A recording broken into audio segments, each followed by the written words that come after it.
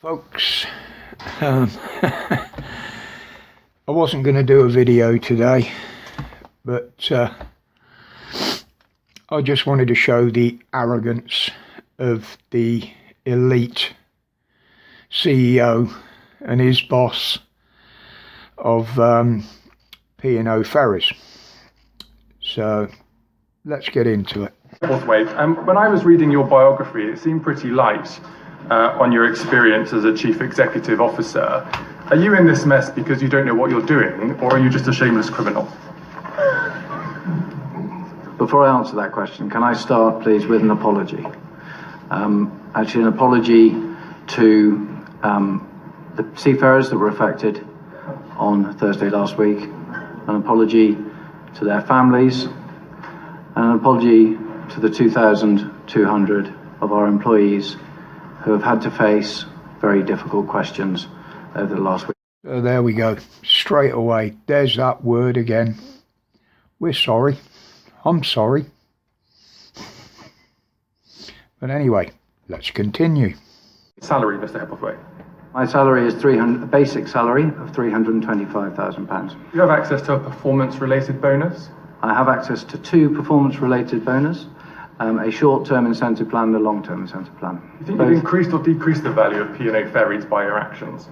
I think that P&O was otherwise going to close and didn't have a future. And so if your employers are, might I suggest, mad enough to offer you a performance-related bonus, will you accept it or reject it? I can't tell you how far that is from my thoughts. As a point of principle, will you accept it or reject it?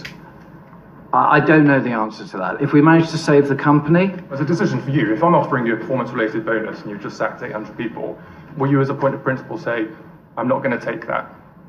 I don't know the answer to that. I've got to be honest, I'm not focused on that. I'm focused on saving the business. There you go, a basic salary of over 300,000. The company was going down a shitter. And by the way he answered that, he'll still quite happily accept two large bonuses. The arrogance of these people is unbelievable. There is no doubt that we were required to consult with the unions. We chose not to do that because we believe... You chose to break the law? Because we chose not to consult, and we will will compensate everybody in full for that. I recognise that this is a really When you get in your car and drive down the motorway and you see the 70-mile-an-hour sign, do you say that that's not going to apply to me, I'm going to do 90 because I think it's important that I do that? Is that how you go about your life? No. No, it isn't. Why didn't you do it? What was the moral justification for you not doing that? We've moved from one operating model to another. And you haven't escaped the law of this country. You've still got to do it within the legal framework. You can't just decide that you're going to absent yourself from the legal system of the United Kingdom. It was our assessment that the change was of such a magnitude that no union could possibly accept our proposal. Oh, you're right about that, Mr. Hepplethwaite. I've never heard such farcical answers to a series of... So there you go. When they feel they want to break the law, it doesn't apply to them. It applies to us, but not them. This is going to be good. What are the new rates of pay to be offered to the new crews? How much are you paying them? So the average hourly rate of pay is £5.50. On top of that, there is a pension contribution. There is food and accommodation. That's below the national minimum wage of this country. How do you reconcile that? Where we are governed by national minimum wage, we will absolutely pay national minimum wage. This is an international seafaring model that is consistent with models throughout the globe and our competitors. Could you live on it, Mr. Hepplethwaite, £5.50 an hour? Could you sustain your lifestyle on £5.50 an hour?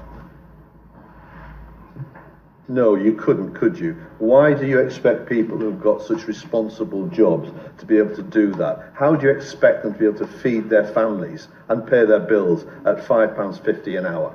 So there's a couple of very, very important points here. One's called gas, one's called electric. Those are the important points. They can't pay their...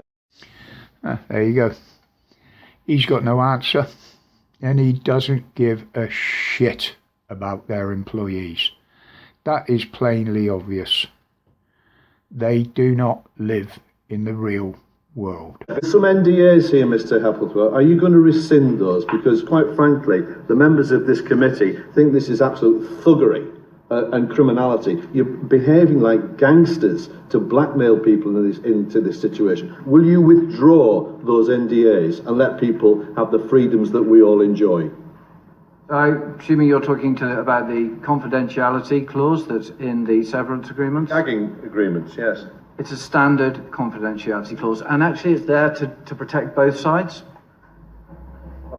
What he was talking about there was the letters they got the employees to sign before they left the ships, which a confidentiality clause is basically, as he says, blackmail, because if you don't sign you get kicked off and you get fuck all. How about that? That's exactly what that confidentiality clause paper is. Familiar with your own human rights statement, which adheres to the Universal Declaration on Human Rights, the ILO Declaration on Fundamental Principles and Rights at Work, the Guiding Principles on Business and Human Rights, and yet you've completely trashed them in this. They're not worth... Are you going to take this down off your website because it's an insult? So I do not believe that it's an insult, and I do not believe that any of what we have done P&O you need to ask the 800 people is in conflict with any of that.